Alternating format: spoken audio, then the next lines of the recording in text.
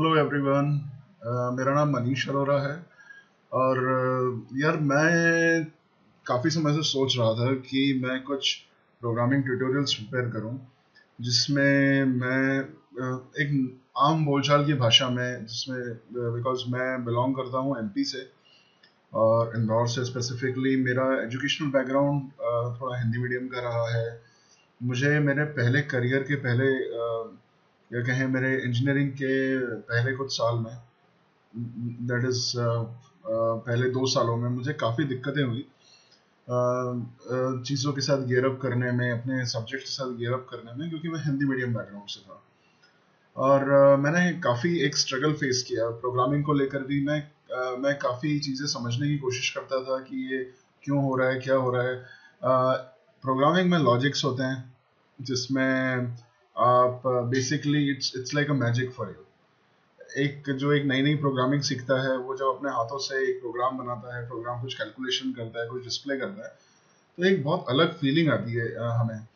तो बट उसके पीछे निटी ग्रिटीज क्या होती है, प्रोग्राम कैसे काम करता है, वो प्रोग्राम का इंटरेक्शन कंप्यूटर के साथ कैसे होता है, मेरे मन में काफ़ी समय से क्वेश्चन रहा था। जब हमें फर्स्ट सेमेस्टर में सी प्रोग्रामिंग थी, सॉरी सी प्लस प्लस थी, और उसके बाद में हमें आगे विंडोज़ प्रोग्रामिंग आई, तो मेरे मन में काफ़ी क्वेश्चंस आए कि चीज़ें कैसे हो रही होंगी। जब प्रोग्राम एग्जीक्यूट ऐसे हो रहा है तो उसको प्रोग्राम को लोड कैसे होता होगा मेमोरी में, या ऑपरेटिंग सिस्टम कैसे बूट होता है। तो ये सारे क्वेश्चंस मेरे माइंड में थे और मुझे उसका आंसर सफिशिएंट लेवल पर या एक सेटिस्फेक्शन के लेवल पर मुझे नहीं मिल पा रहा था। तब मैंने जो है अपनी तरफ से चीज़ें समझी और आगे क्वेश्चंस अपने और क्वेश्चंस बनाए, उन क्वेश्चंस के आंसर ढूंढे। उस समय हमारे पास 40 kbps का एक मॉडेम था, तो उस पर ही चीज़ें ढूंढते थे और उसका भी कॉस्ट काफ़ी होता था, जो कि कॉल चार्जेस होते थे बेसिकली। और तो मैं जो है इंदौर में खजूरी बाजार नाम की एक जगह है जहाँ पर बुक्स वगैरह काफ़ी मिलती हैं, तो मैं वहाँ जाया करता था और वहाँ जाके चीज़ों को एक्सप्लोर करता था। और वहाँ जाके देखा करता था कि मेरे काम की कुछ बुक्स मिल रही हैं जहाँ पे मुझे इंटरेस्टिंग कुछ चीज़ें मिल जाएं, कुछ समझने को मिले। तो हमें थर्ड सेमेस्टर में प्रोग्रामिंग आई और उसमें हमें not programming but I should correct myself here कि हमें माइक्रो प्रोसेसर आया। तो माइक्रो प्रोसेसर में फॉर 8086 सब्जेक्ट आया, तो it should be 8085 to start with. 8085 microprocessor का स्ट्रक्चर आर्किटेक्चर हमें था, तो वो बुक मैं पहले ही परचेस कर चुका था इन सेकेंड सेमेस्टर, क्योंकि मेरे अपने आप से कुछ क्वेश्चंस हुआ करते थे। मुझे चीज़ों को समझने का, जानने का और क्यों, वाई के पीछे भागने का काफ़ी क्रेज रहा है कि चीज़ें क्यों हो रही हैं ऐसी। And that is always a motivation to me. तो कई बार हम अपनी क्यूरोसिटी या अपने बच्चों की क्यूरोसिटी को दबा देते हैं ये बोल के कि ज़्यादा क्यों क्यों मत करो, बस याद कर लो जो हो रहा है। बट मैं समझता हूँ कि ये सही नहीं है। तो मैंने after a long period of time मैंने सोचा कि क्यों ना मैं वीडियो ट्यूटोरियल की सीरीज प्रिपेयर करूं, जिसमें मैं थोड़ा, जैसे मैं हिंदी बैकग्राउंड से हूं, तो हिंदी इंग्लिश का एक कॉम्बिनेशन यूज़ करते हैं यहाँ पे आपको सिखाने के लिए। और मैं सी प्रोग्रामिंग ट्यूटोरियल से मैं अपना शुरुआत कर रहा हूँ, जो कि मोस्टली कॉलेजेस में इंडिया में पढ़ाया जाता है, जबकि बाहर का जो ट्रेंड है वहाँ पे पाइथन पे ज़्यादा फोर्स किया जाता है। सी प्लस प्लस सिर्फ कॉन्सेप्ट्स के लिए सीखी जाती है और उसके बाद जावा पे मूव हो जाते हैं मोस्टली। तो there is lot to talk about. मेरे पास बहुत सारी चीज़ें हैं बात करने के लिए। हम उसको धीरे धीरे समझेंगे, बात करेंगे अपनी अलग अलग सीरीज के थ्रू और अलग अलग ट्यूटोरियल्स के थ्रू। But let's focus right now on C programming tutorials. तो पहला ट्यूटोरियल जो मैं लेके आया हूँ वो है part 1, programming jargons. Now jargons are कि हम कुछ शब्दों को अपने डेली लाइफ में सुनते हैं।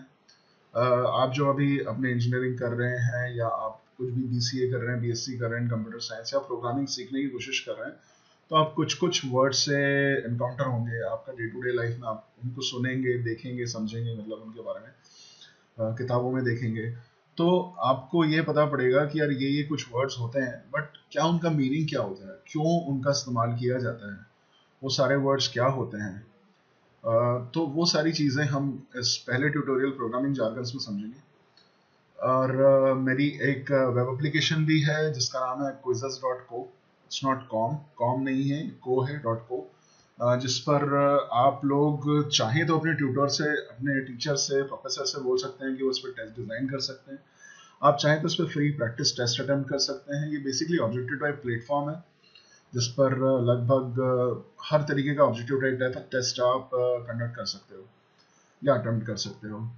ऑल्सो ये जो सीरीज है प्रोग्रामिंग ट्यूटोरियल्स की, उसको मैं लाइव करूंगा सून http courses.quizzes.co पे। तो आप लोग चाहें तो वहां पर विजिट करके भी ये कोर्सेज अटेम्प्ट कर सकते हैं और मैं यूट्यूब पर भी अपलोड करूंगा इसको। ऑल्सो मेरा एक फेसबुक पेज है, दैट इज facebook.com/quizzes.co। तो ये भी आप देख सकते हैं। इस पर आप मुझे क्वेश्चंस पूछ सकते हैं सीधे।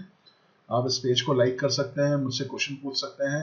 मैं आपके क्वेश्चंस का आइदर रिटर्न में टेक्स्ट के रूप में जवाब दूंगा, और हुआ तो मैं उसके ऊपर एक वीडियो रिकॉर्ड करके आपका क्वेश्चन, अगर मुझे लगा कि उस ऊपर वीडियो रिकॉर्ड करके इस पर आपको कुछ लर्निंग्स हैं बाकी लोगों के लिए भी, तो मैं पब्लिकली वो अवेलेबल कराऊंगा, जो कि सबसे पहले quizzes.co फेसबुक पेज पे आएगा। और शायद अगर हो सके तो मैं एक लाइव चैनल भी सोच रहा हूँ, जो कि व्हाट्सएप चैनल रहेगा या एक ऑडियो चैनल रहेगा, या फिर हो सकता है कि मैं ऑडियो रिकॉर्ड करके आपको दूँ ताकि आप उसको सुन सकें।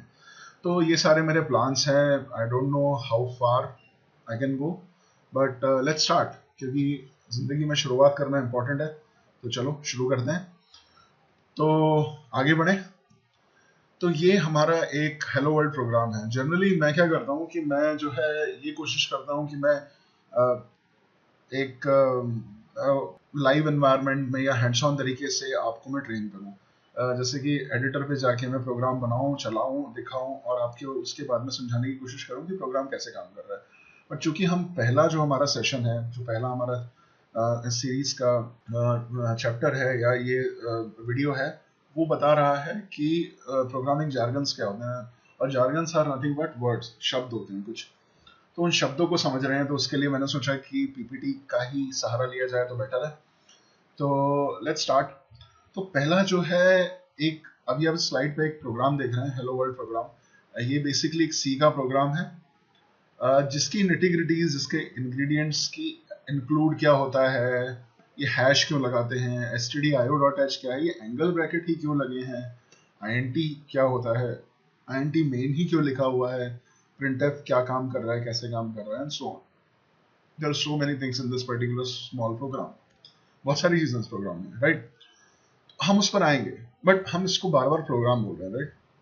प्रोग्राम या कोड या सोर्स कोड, ये टर्मिनोलॉजीज यूज करी जाती है जब हम प्रोग्राम को एक नॉर्मल इंग्लिश लैंग्वेज में, क्योंकि मोस्टली सारे प्रोग्राम इंग्लिश लैंग्वेज में लिखे जाते हैं, इंग्लिश स्क्रिप्ट के साथ में।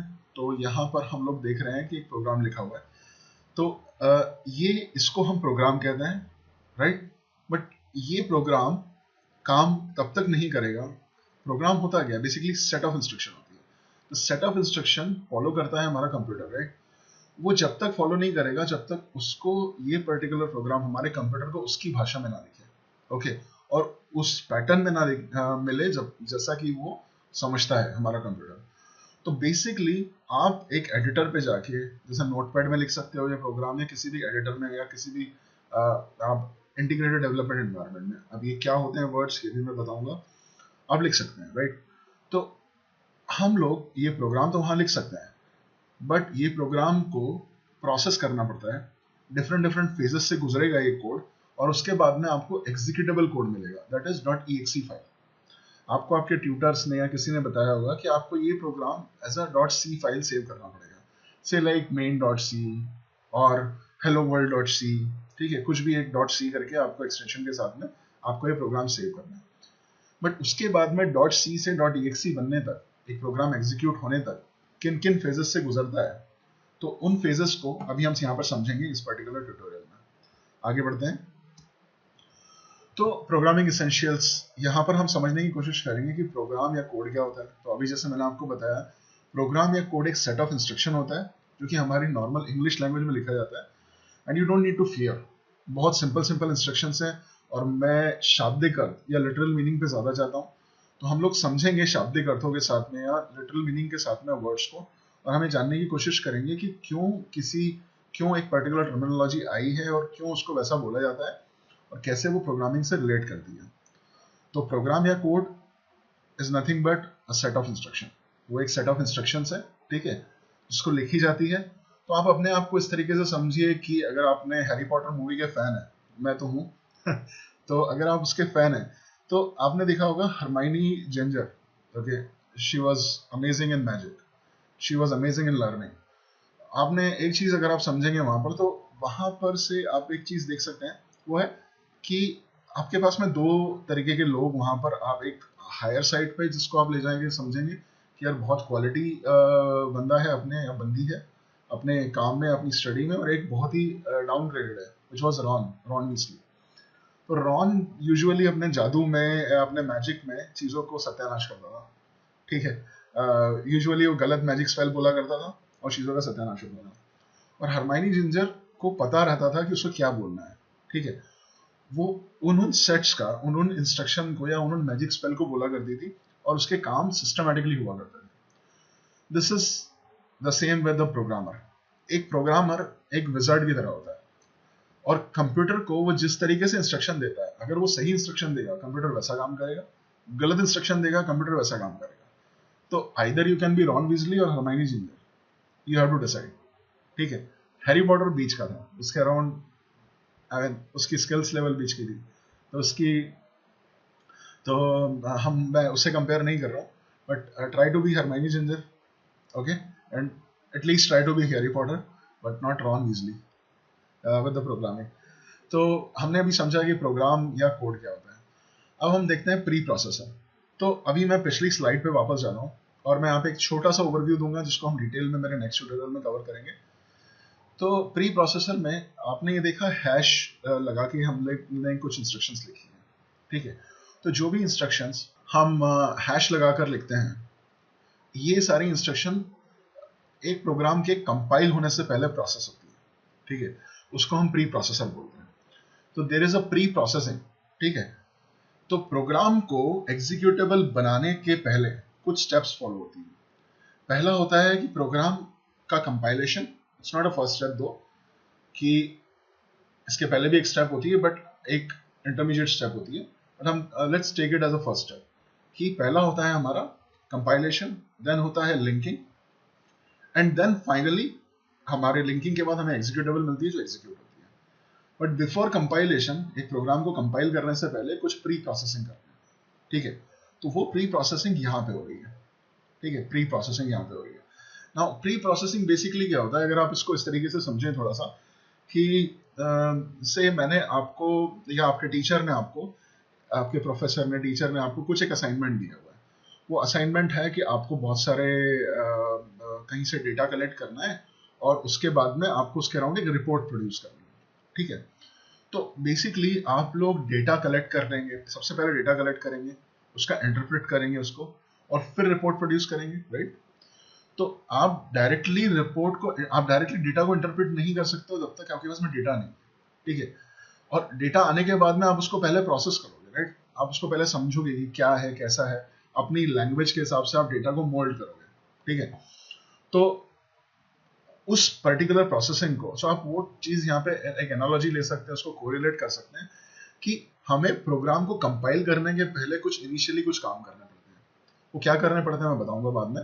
तो उस काम को करने के को हम बोलते हैं प्री प्रोसेसिंग और प्री प्रोसेसर, ठीक है। तो यहाँ पर हम आए, प्रोग्राम हुआ हमारे, हम समझे क्या हुआ। प्री प्रोसेसिंग जब हम कंपाइलेशन के पहले कुछ करते हैं, ठीक है। नाउ कम्स अब हमारे पास हमें मिलती है एक ऑब्जेक्ट फाइल। कैसे मिलती है ऑब्जेक्ट फाइल? आफ्टर कंपाइलिंग, ठीक है। Now what is compilation? Compilation basically क्या काम करता है कि ये जो है एक वन स्टेप प्रोसेस है, एक प्रोसेस आगे बढ़ के, कि आपकी इंग्लिश लैंग्वेज में आपने जो भी प्रोग्राम लिखा है उसको क्लोज टू मशीन लैंग्वेज, ठीक है, और से एग्जैक्टली और मशीन लैंग्वेज में हम लोग कन्वर्ट कर देते हैं, ठीक है। तो उसको हम बोलते हैं ऑब्जेक्ट फाइल या बाइनरी फाइल होती है, जिसमें आपका प्रोग्राम जो आपने लिखा हुआ है इंग्लिश लैंग्वेज में, वो मशीन लैंग्वेज में ऑलमोस्ट कन्वर्ट हो जाता है, नॉट कंप्लीटली। सो वो सिर्फ कन्वर्जन पहले लेवल का होता है। उसके बाद में क्या होता है कि this is called a process of compilation, ठीक है। सो यू कंपाइल, इसमें कंपाइलेशन में आप मल्टीपल चेक्स हो। सो ये सिंपल ऐसा नहीं होता है कि सिंपल मशीन लैंग्वेज में कन्वर्ट हो गया। आपके प्रोग्राम में अगर आप देखेंगे तो प्रोग्राम कंपाइल करते समय आपको कुछ एरर आते हैं। ओके, आप ये प्रोग्राम आपने लिखा, आपने कहीं सेमीकोलन लगाना भूल गए, या आपने रिटर्न के बाद जीरो नहीं लिखा, आपने सीधे सिंपल सेमीकोलन लगा दिया, या आपने ब्रेसेस क्लोज करना भूल गए एंड सो ऑन। तो उसका सिंटैटिक एनालिसिस भी होता है। तो there are two kind of analysis, syntactic analysis और सिमेंटिकल एनालिसिस। सिंटैटिक मतलब सिंटेक्स, जो कि सिंटेक्स से रिलेटेड है, ठीक है, कि किस तरीके से सिंटेक्सेस लिखे हुए हैं, ठीक है। तो आप ये बोल सकते हैं कि ग्रामेटिकली करेक्ट है, कि आपका प्रोग्राम आपने ग्रामेटिकली सही बोला है क्या, ठीक है। तो वो एनालिसिस होता है सिंटैटिक एनालिसिस। तो कंपाइलर सिर्फ सिंटैटिक एनालिसिस करता है, ठीक है। जैसे मैं बोलूं कि आई एम अ बॉटल, क्या ये ग्रामेटिकली करेक्ट स्टेटमेंट है? I am noun, right. तो यहाँ पे सब्जेक्ट नाउन में सबका इस्तेमाल कर रहा हूँ। तो मैं एक जो मैंने फ्रेज बनाई है वो काइंड ऑफ सही है, सिंटैटिकली सही है, बट क्या वो मीनिंगफुल है? क्या मैं वाकई में बॉटल हूँ? क्या मैं एक बॉटल हूँ? नहीं, मैं एक इंसान, right, I am a human being. Semantically वो गलत स्टेटमेंट है। सिमेंटिक का मतलब होता है कि meaning, okay, meaning where you actually inference some meaning, जहां से आप कुछ मतलब निकालते हो। तो सिमेंटिक एनालिसिस एक अलग चीज होती है, एक होती है सिंटैटिक एनालिसिस। तो कंपाइलेशन के दौरान सिर्फ सिंटैटिक एनालिसिस होता है, सिमेंटिक एनालिसिस हम नहीं कर पाते। तो सिमेंटिक एनालिसिस मतलब क्या प्रोग्राम वैसे ही बिहेव कर रहा है जैसा उसे करना चाहिए। तो वो हमारा सेक्शन आता है डीबगिंग में, या आप सुनेंगे डीबगर होता है, या प्रोग्राम की टेस्टिंग होती है। तब आप प्रोग्राम का मीनिंगफुलनेस करेक्ट चेक करते हो, क्या प्रोग्राम वाकई में मीनिंगफुल है, ठीक है। आगे बढ़ते हैं। तो कंपाइलेशन के दौरान आप क्या क्या करते हैं? हम लोग बेसिकली कंपाइलेशन के दौरान सिंटैटिक एनालिसिस करते हैं, और जब सिंटैटिकली आपका प्रोग्राम करेक्ट होता है तो हम उसको कन्वर्ट कर देते हैं एक मशीन लैंग्वेज में, ठीक है, जो कि हमारा कंप्यूटर समझ सकता है। Then comes linker. Now what is linker? तो लिंकर बेसिकली क्या करता है कि there are still some spaces left, ठीक है। तो क्या होता है कि आप जब भी आप प्रोग्रामिंग करना शुरू करेंगे ना, तो ये इस तरीके से आप समझिए कि आप कुछ खाना बनाना चाह रहे हैं। तो आप खाना बनाने के लिए से सिंपल एक एग्जांपल लेते हैं, आप सब्जी बना रहे हैं, और टेक एन एग्जांपल, गोभी की सब्जी बना रहे हैं, ठीक है। तो गोभी की सब्जी बनाने के लिए आपको सबसे पहले क्या चाहिए? गोभी, राइट। गोभी के बिना आप गोभी की सब्जी नहीं बना सकते। बट गोभी के लिए आप क्या करोगे? क्या आप उसे सीधे आप बाजार से खरीदोगे, आप उसको फ्रिज से निकालोगे, बाजार से खरीद के रखी होगी, या फिर आप सबसे पहले बोलोगे कि यार मैं तो गोभी उगाऊंगा, और गोभी उगाने के बाद में जब गोभी उगेगी और अच्छी रही, उसमें कीड़े नहीं पड़े, तो मैं उसे काटूंगा और फिर मैं उसकी सब्जी बनाऊंगा, राइट। आप ऐसा नहीं करते हो। आप बोलते हो यार गोभी तो मुझे बाजार से मिल जाएगी, मैं ले आऊंगा और फटाफट बना के खा लूंगा, ठीक है। तो आप यहाँ पर कुछ आपकी लाइफस्टाइल थोड़ी सी आप एक्सेलरेट कर रहे हो, आप चीजों को थोड़ा आसान बना रहे हो। कैसे? कि कोई गोभी उगाने वाला है और कोई गोभी आपको लाके देता है, आप उससे खरीद रहे हो, ठीक है। तो दिस इज सिमिलर, कि आप जब प्रोग्राम बनाते हो तो आप हर चीज खुद से नहीं करना चाहते। कुछ चीजें ऐसी होती हैं कि जो कि रूटीन होती हैं, जो कि हर प्रोग्राम को उसकी जरूरत पड़ती है, ठीक है। उन रूटीन चीजों को हम जो है वो आपको कंपाइलर, आपका जो भी प्रोवाइडर है, कंपाइलेशन प्रोवाइडर, जो भी आप कंपाइलर यूज कर रहे हैं, या प्रोग्रामिंग लैंग्वेज जो होती है, वो एक आपको सेट ऑफ एसडीके, या हम सॉफ्टवेयर डेवलपमेंट किट के फॉर्म में या लाइब्रेरी के फॉर्म में आपको कुछ वो फंक्शनलिटी प्रोवाइड करती है, ठीक है। तो वो फंक्शनलिटी जो है आपके उसके बारे में हम डिटेल में जाएंगे, मैं नेक्स्ट ट्यूटोरियल में बताऊंगा उसके बारे में कि कौन कौन सी फाइल्स होती हैं, कहाँ वो होती है। बट अभी के लिए हम ऐसा समझते हैं कि हमें वो पहले से कुछ फंक्शनलिटी मिलती है। जैसे कि हम ये बोलें कि प्रिंटफ, यहाँ पर एक फंक्शन है, ये प्रिंटफ स्क्रीन पे प्रिंट कर रहा है। आप हर बार स्क्रीन पे प्रिंट करने के लिए कुछ लंबे चौड़े रूटीन नहीं लिख रहे हो, ठीक है। आप बोल रहे हो प्रिंटफ प्रिंट कर दो भाई स्क्रीन पे, ठीक है। बट ये प्रिंटफ के बारे में, प्रिंटफ काम कैसे करेगा, ये कहाँ लिखा हुआ है? तो बेसिकली इसकी जो अब एक कॉन्सेप्ट आता है डिक्लेरेशन का और डेफिनेशन का, जिसके बारे में हम आगे फिर डिटेल में जाएंगे। बट लेट इट बी कि डिक्लेरेशन की इसके बारे में कहीं इंफॉर्मेशन होगी कि प्रिंटफ कहाँ है, क्या है। तो वो हमें stdio.h में ये प्रिंटफ लिखा हुआ है, ठीक है। मैं नेक्स्ट ट्यूटोरियल में इसको डिटेल में कवर करूंगा, आपको एक एक फाइल दिखाऊंगा जाके। जिसमें हम उसको डिटेल में समझेंगे। और इसकी जो डेफिनेशन होती है वो होती है लिब फाइल में, LIB फाइल में, स्टैटिक लिंकिंग लाइब्रेरीज। ठीक है, तो बेसिकली क्या होता है कि कंपाइलेशन जो है ये चेक करता है कि सिंथेटिकली सब सही है कि नहीं, जो भी आपने बोला है वो चीजें अवेलेबल है या नहीं। ठीक है, आपने जो फंक्शन इंक्लूड करे हैं वो वाकई में आप इंक्लूड कर सकते हो या नहीं, उसका डिक्लेरेशन है या नहीं। और लिब फाइल क्या करती है, बेसिकली उसके अंदर डेफिनेशन लिखी होती है चीजों की। ठीक है, जो कि पहले से अवेलेबल होती है, जैसे प्रिंटफ की डेफिनेशन, ये प्रिंटफ काम कैसे करेगा। तो लिंकर क्या करता है कि अवेलेबल डेफिनेशंस जो कि आप जब आप क्या करते हो कि आपके रेडी टू कंपाइल कोड जब कंपाइलर से मांगते हो या प्रोग्रामिंग लैंग्वेज से मांगते हो, तो उसकी लिंकिंग जो होती है, उसकी डेफिनेशन जो होती है वो लिब फाइल में लिखी होती है।